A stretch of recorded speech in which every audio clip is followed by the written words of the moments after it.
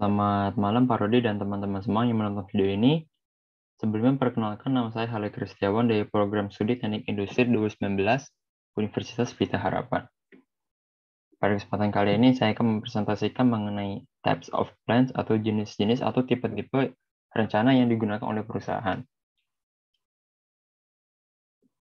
Tipe-tipe rencana yang digunakan oleh perusahaan itu dibagi menjadi 4 bagian. Yang pertama itu ada bagian breadth, specificity, time frame, dan juga frequency of use. Dari masing-masing bagian ini dibagi lagi menjadi 2 cabang, yang itu breadth itu adalah strategic dan operasional, time frame long term dan short term, specificity directional dan specific, dan yang terakhir frequency of use, single use dan standing. Yang pertama itu adalah based on breadth. Yang pertama itu adalah strategic plans, rencana yang berlaku untuk seluruh organisasi dan menetapkan tujuan organisasi secara keseluruhan.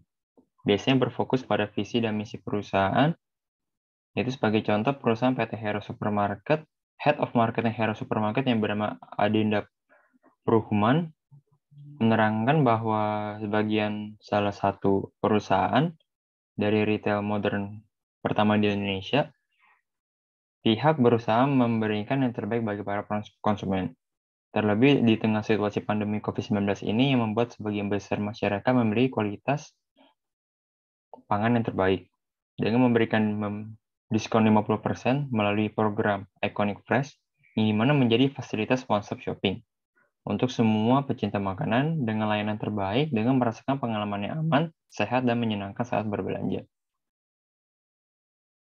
Lalu, operational plans itu adalah rencana yang mencakup area operasional tertentu dan organisasi. Sebagai contoh, perusahaan knalpot dari airline, setiap manajer atau supervisor dari divisi masing-masing tentu memiliki rencana yang perlu diselesaikan. Divisi finishing yang harus menyelesaikan rencana harian atau daily plan, harus menyelesaikan knalpot menjadi finish good, atau produk jadi yang akan dikirimkan ke divisi berikutnya, yaitu divisi packaging. Lalu berikutnya ada based on time frame. Yang pertama itu ada long term, yaitu rencana jangka panjang yang lebih dari dengan kerangka waktu lebih dari 3 tahun.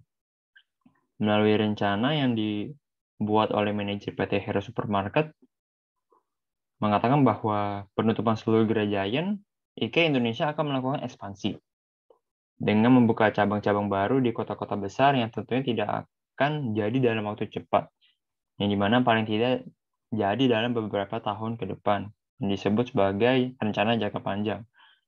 Lalu itu ada short term atau rencana jangka pendek, yaitu mencakup 1 tahun atau kurang. Perusahaan pada tahun 2021 di PT Astra itu membuat program pelatihan atau training pada karyawannya. Acara ini diselenggarakan pada tanggal 26 sampai 28 Oktober 2021. Tentu pihak dalam perusahaan sudah merencanakan hal ini, dan karyawan diwajibkan ikut serta dalam pelatihan agar menjunjung tinggi perusahaan dalam pekerjaan yang dilakukan serta memberikan faktor atau impact yang baik pada perusahaan. Lalu berikutnya ada based on specificity. Yang pertama itu ada directional plans, rencana yang fleksibel dan menetapkan pedoman umum. Perusahaan airline terdiri dari beberapa bagian atau divisi perusahaan. Setiap bagian divisi memiliki tugas serta tanggung jawabnya masing-masing.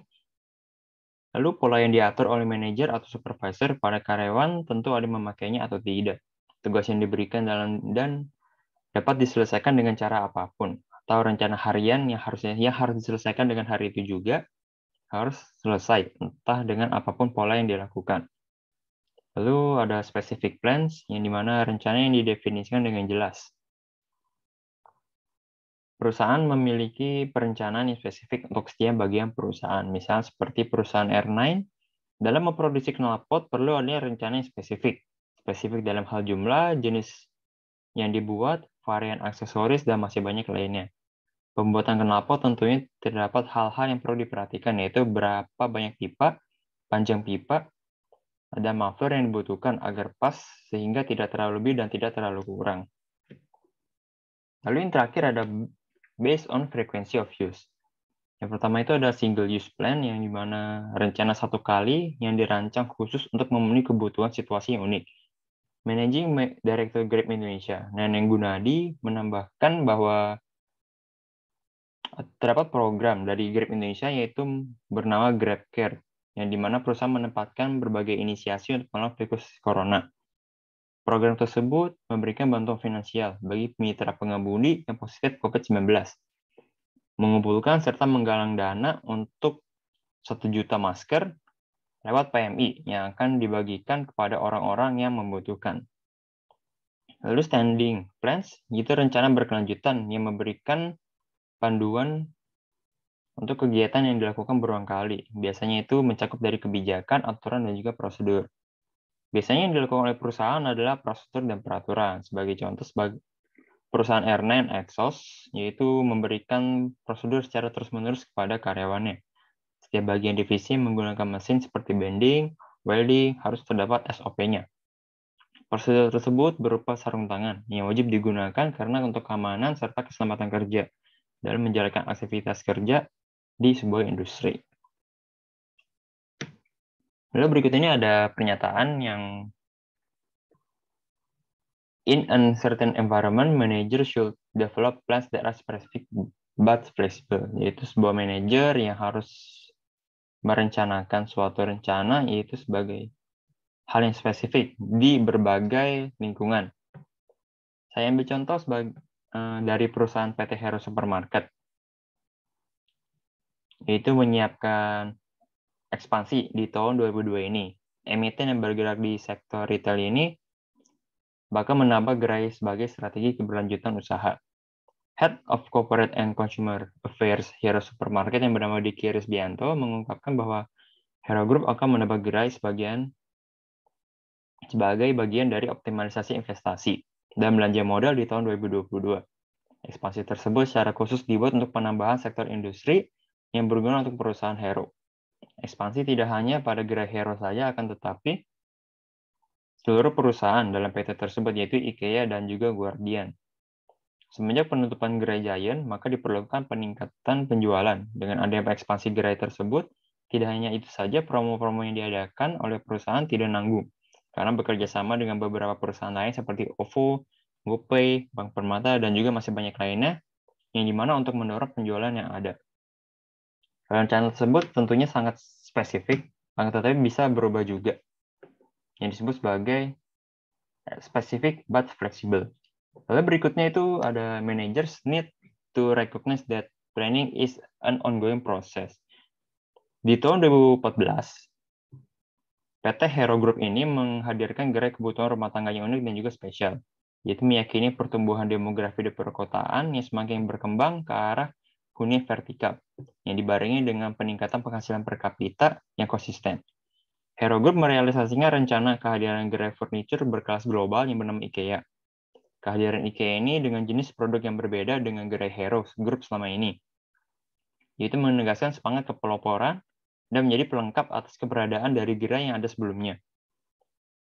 Standar produk dan ragam produk yang berbeda dari potensial pesaing dengan DNA layanan yang khas dari IKEA akan memberikan diferensiasi terhadap pengalaman berbelanja kepada pelanggan setia Hero Group. Perusahaan menghadirkan IKEA dengan kelengkapan standar yang prima, baik dari segi aksesibilitas maupun kelengkapan. Kelengkapan apa dari sarana dan prasarana fisik dari retail furniture kelas dunia. Jadi yang sebelumnya Hero hanya menghadirkan gerai untuk kebutuhan rumah tangga seperti makanan, minuman, obat-obatan yang bernama Hero, Giant, dan Guardian. Akan tetapi di tahun 2014 ini, manajer menghadirkan rencana baru, yaitu membuka gerai perabot rumah tangga atau gerai furniture, yang dimana memiliki kelas yang tinggi, yaitu kelas dunia yang bernama IKEA ini. Ini adalah referensi yang saya gunakan dalam pembuatan tugas ini. Sebagai penutup, mohon maaf jika ada kesalahan kata, saya ucapkan terima kasih.